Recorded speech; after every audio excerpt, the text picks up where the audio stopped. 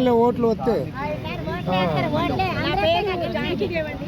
ఏలపోలు అండి, ఏలపోలు colony, Kondapalli municipality అండి, Jagananna colony.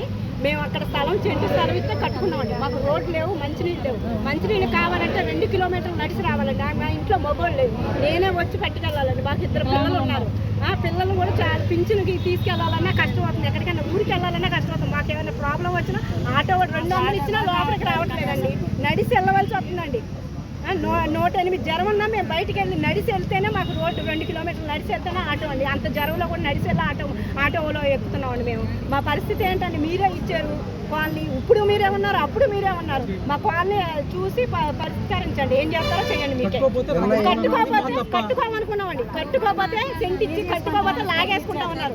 ఉన్న డబ్బులు అన్ని అప్పులు చేసి ఉన్నాయన్నీ పెట్టి కట్టేవండి. మేము ఇప్పుడు బయట ఉండలేక అద్దె కట్టలేక ఆ ఇల్లు వదిలేసి ఉండలేక ఉంటున్నామండి.